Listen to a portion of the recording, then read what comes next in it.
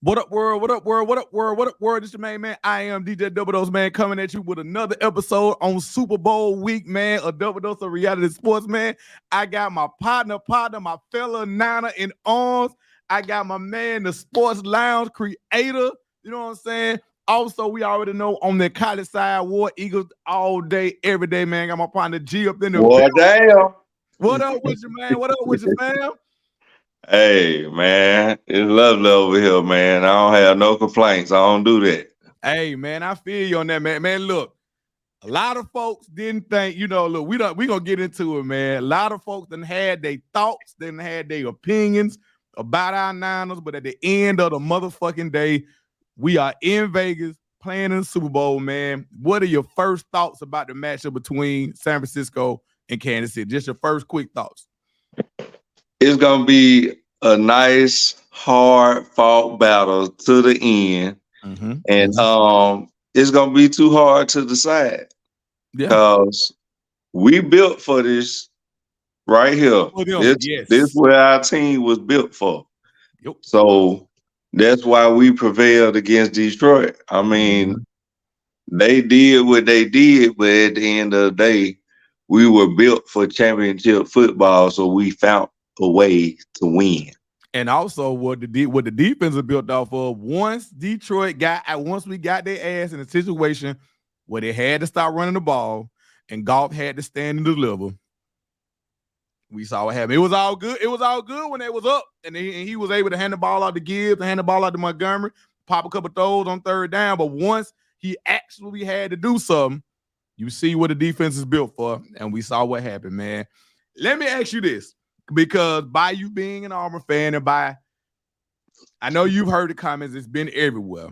What are your thoughts about Cam and the whole Brock Purdy game manager situation that we got going on? Because he ain't letting down.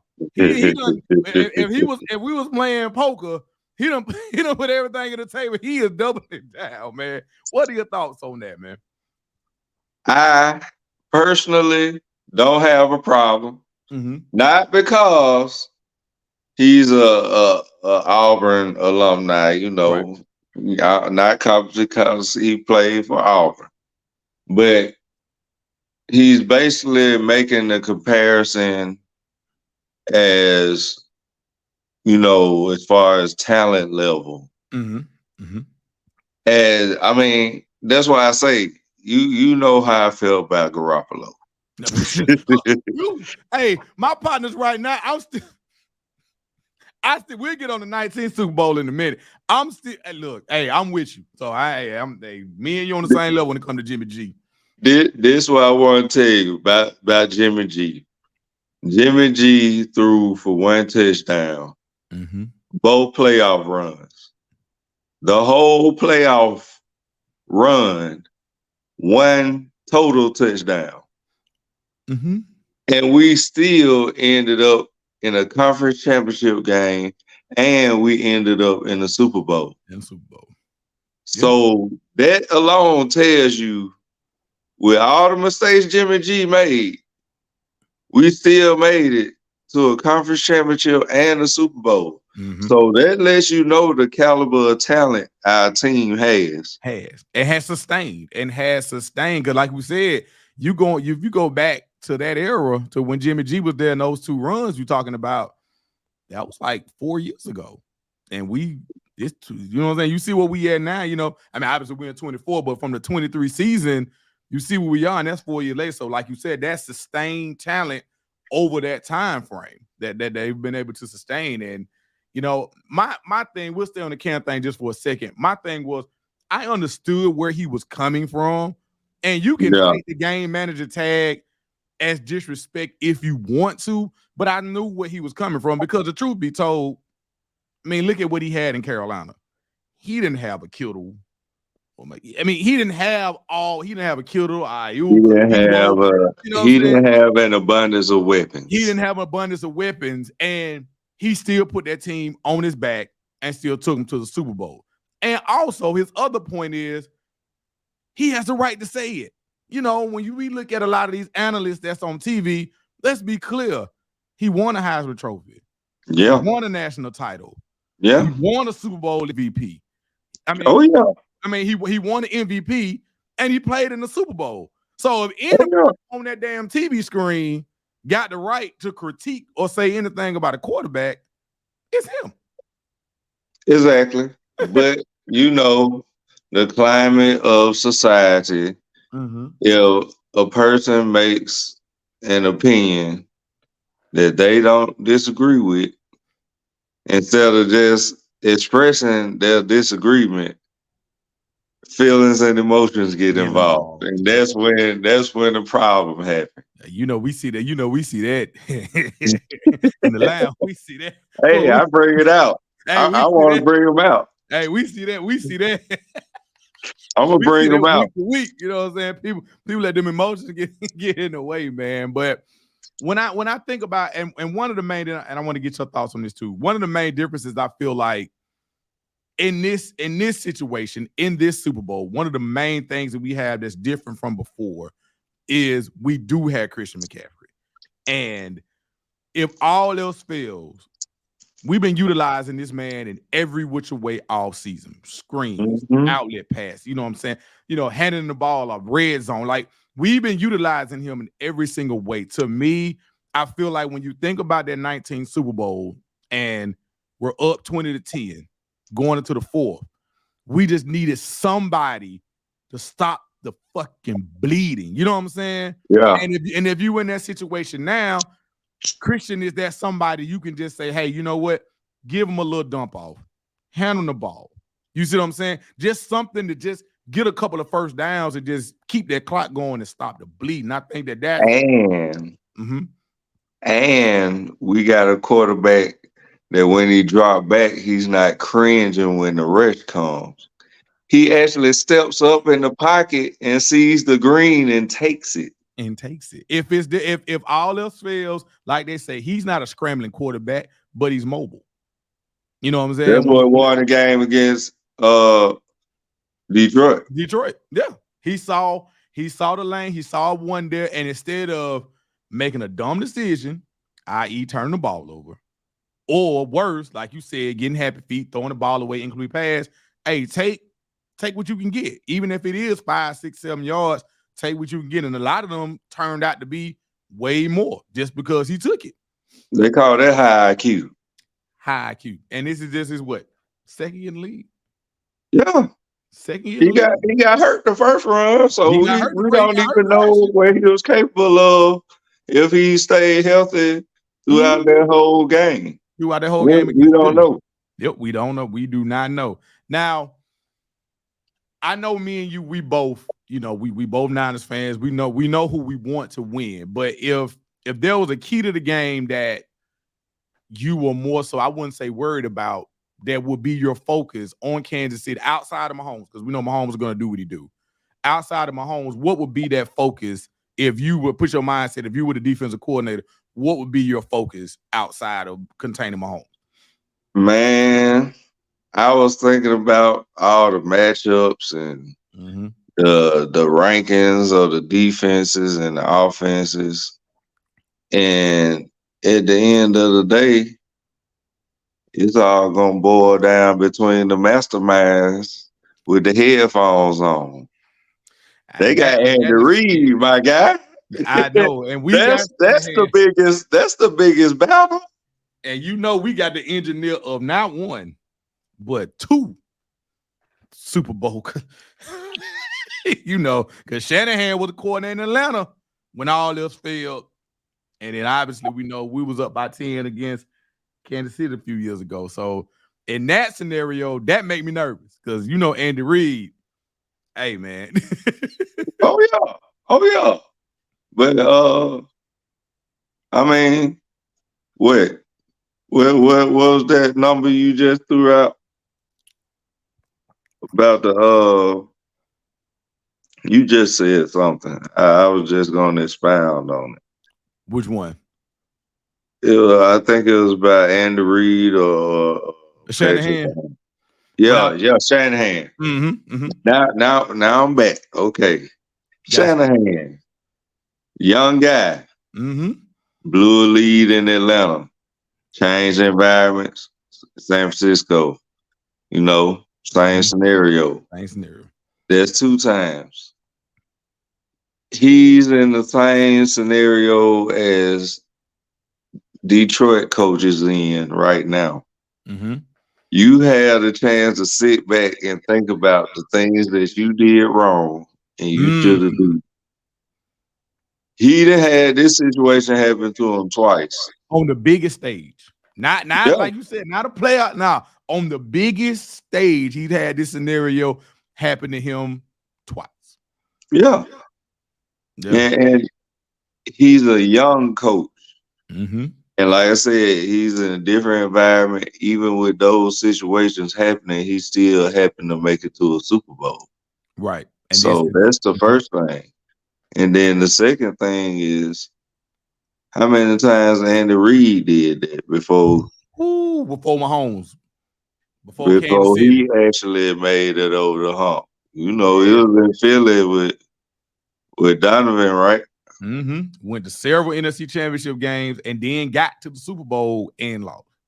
Yeah. So this is a challenge for Shanahan to get over the hump and be a great mind at head coach, which will solidify what he's been working for. And we have the urge, we have the taste of that first defeat that we took from them. Because I seen a video clip where George Kittle said that he will be back with the vengeance. Yeah.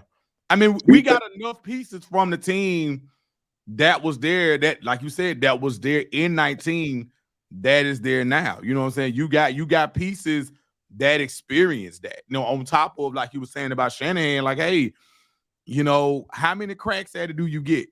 Football ain't like the NBA. You know what I'm saying? It ain't like basketball. You don't get but so many cracks at the Super Bowl. You know what I'm saying? You don't get but so many. So how many cracks at it are you going to get? So, like you said, he's had time to think about that, and it's been 3-4 years now since 4 years now since then. Yep. And he's playing the same team that he lost to. Yep. So not only do he have that memory, he had a chance to rewrite it. Mm-hmm. Mm-hmm. So he has an extra urge to win this game. The team has an extra urge to win this game. And at QB, we have a great decision maker. Yes. Which is all we ever needed, and which is why I always gave Garoppolo a hard time, because I knew he didn't have to do much, but don't make mistakes and hit the wide open receiver. Mm-hmm. Be able to hit a deep throw every now and then with a wide receiver in stride. We had one of those plays sitting right there. We had one of them plays sitting right there in the Super Bowl, and he missed it. And that haunts me to this day, because I'm just like, I'm like, bro. Oh, I remember. I'm like, bro, what are we doing, Jimmy G? Like, come on, man. But the other thing about this, that really has me more on the, I guess you could say, confident side, is for what you said at the beginning of the show. We built for teams like Kansas City. We're built for that. You know what I'm saying? No disrespect to Pacheco. No disrespect. He's been running hard this year, but at Kansas City's core, they're not a running team. It just is what it is. You know what I'm saying? The last 2 teams we faced in the playoffs, Detroit, they were a running team. Montgomery and Gibbs have had good seasons. You go back to Green Bay, Aaron Jones been hurt the majority of the year, but down the stretch, that man ran for like 7 straight 100-yard games. You know what I'm saying? That's what they wanted to do all along. They just didn't have him available to do it for the entire season. So I feel like the defense knows what they have to do. And like I said, and I think that's taste is still in their mouth. The guys that were there before, they know, like, hey, look, we held them to 10 points going into the fourth. Things went left in the fourth quarter. But up until that, we lost sight of Mahomes. So it's like, hey, we know we can take punches from him, and we know we can maintain. But also, next question I have for you. I know this is I'm just asking this question to everybody, although we don't want this result to happen. But in the event that it does, if Mahomes was to win this one, where does he rank in your mind among the great quarterbacks? He'll definitely be top 3. Okay. Definitely be top 3. You have to give it to him because the only quarterback he lost to is the guy who's arguably everybody's number 1. Yeah. Or number 2. He in our case, he'll never be. We gonna have that sprinkle of bias. Hey, look, I told my partner that the other night. I said, hey, look, hey, he's arguably y'all. Hey, at the end of the day, hey, ain't nobody topping Joe. But to the point you're making, that would put him, like you said, one less ring from Joe. You know, obviously one more than Peyton. You know what I'm saying? It puts him one more than Peyton. And we know the Rodgers and all of them of the world, he's already, pushed them on out the way. They really ain't even in the conversation with Mahomes at this point. Brady is stuck at 2 for me just because of all the scandals behind his wins. Hey, we don't want to talk about the Raiders thing when they created a rule for the quarterback. We won't talk about deflate for this guy. We won't talk about the like he was the engineer behind that, but folks will say we being biased. It's fine. Hey, I'm saying that's why he get knocked down a notch. It's controversy behind it. Ain't no controversy behind 4-0. Ain't no controversy behind that. Everybody seen it. Everybody seen it, and one none of them close. And we had a team that were built for it. Mm-hmm. We had a lights out defense. Yep. And we could score. Montana can put it in the open receiver's hands. That's what it's about. And let them go to work. So I just want to get your thoughts on that because, like I said, although I don't want that part to happen, it is a conversation to have because we always have these who's the GOAT or who whatever. We always have those type of conversations, and it's just like, hey, if this guy wins number 3, and I think he's right at 30 years old. I mean, it's just like, hey, man, 3 rings in that short of a time span. Every year he's been in the playoffs as a starter. He's gone at worst to the AFC Championship. I mean, that's a lot. Very impressive. That's very impressive. Like that, and like this year, he had to finally go on the road and win not 1, but 2. You know what I'm saying? like. He had to go on the road. And extra point I give to Mahomes. Compared to Montana and Brady, he's playing a different style of football, and he's getting it done. Mm-hmm. He's not just sitting in the pocket. He can get out and scramble if he needs to. He's dealing with a lot. Like you said, the game is evolved. We don't have as many big fat defensive line. You got you got guys on the D line that's running 4.6 and 4.7 40. So it's like, hey, the game is definitely not the same. You might call me crazy for this, but shout outs to Gus for making that happen. Hey man, shout outs to Gus for making that happen.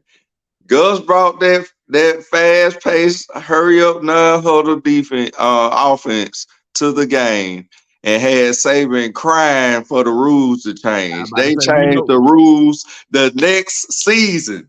We know a certain somebody who said this ain't right. This ain't player safety. You know what I'm saying? This ain't right. Yeah. I mean, I hate to throw that shot out there, but I mean, that's facts. Hey, before that, you seen linebackers at Alabama, 245 pounds, 6'2". Mm-hmm.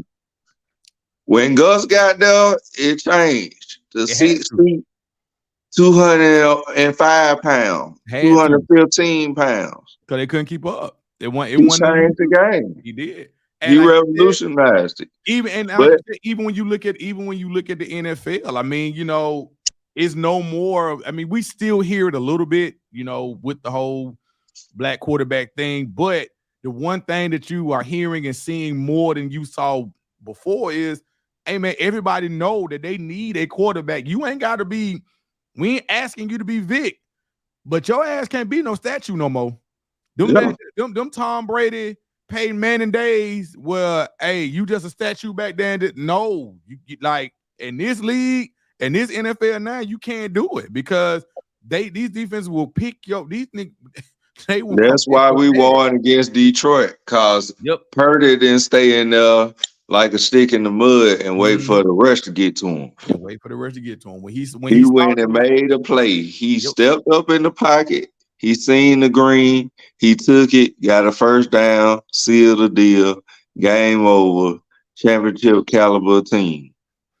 And I think that, and I think for me, that showed a lot.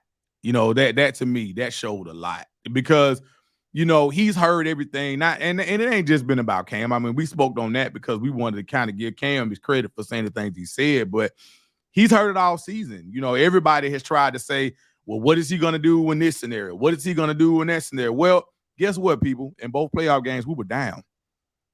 Yeah. I can sit around there and say, hey, the difference is Christian McCaffrey all I want. But at the end of the day, we were down in both those playoff games. We were down by double digits.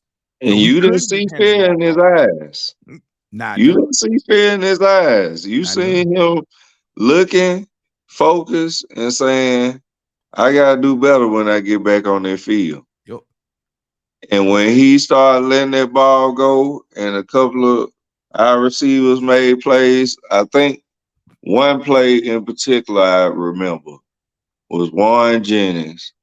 Juwan Jennings catching the one-handed pass on third down to get the first down. That was a momentum play right there, baby. That was championship football right there. And then the week before, he had one that was damn in the dirt that he reached down and got. That was like right after Debo had went out. He reached down and got to keep the drive alive. So it's like, hey, the guys believe in him. They like, hey, this our quarterback. We're gonna go out here and do what we got to do, even if it is a fucked up throw, like Ayuk did with the other one when the ball bounced off the cornerback. You know what I'm saying? He said Ladybug had landed on his foot that day. The Ladybug landed on his foot. The luck was on his side. Hey, the luck was on his side, but that's one of them. It's just like, hey, when you the quarterback, you look at it and say, my bad. But the receiver, like, man, I got you. You know what I'm saying? Yeah. And it's stuff like that where it's just like, hey, you look at the way the team is, and it's like, man, look, at the end of the day, I think that Mahomes is a phenomenal quarterback. And I think that, they've done what they've had to do to get to this point. But, man, it's our time, man. It's our time. You see that in the background? Hold up. Hold on, I guess. You see that? That's a clock. The time ticking. It's our time. It's our time, man. And look, G, I want to thank you for coming through, man. Let everybody know about your brand, so how they can reach you, how they can get at you, because we're gonna talk about it. So let them know how they can reach you and how they can get at you, man. Oh yeah, the brand Make Moves. I have a page on Facebook, Make Moves. All you have to do is search it. You can search my name, Gerald Fincher. You know my name. You can find me on Being Dennis friend list if you want to. Yes, sir. But the website is Make Moves BigBagShop.com. And then, I got the FYT gift. So that's FYT fan, FAN shop, SHOP.com. And y'all know what it is, man. And also, man, is bang bang down the game. It's gonna be 31-27. You caught it 31-27, man. Well, look, that's it right there, man. We gonna leave it right there, man. 31-27 Niners, man. We gonna end this the same way we end each and every show, man. Live, laugh, and love, man. Live your life to the fullest. Find you something to laugh at each and every day, and love on the people that love you back. And we out, man. Smile.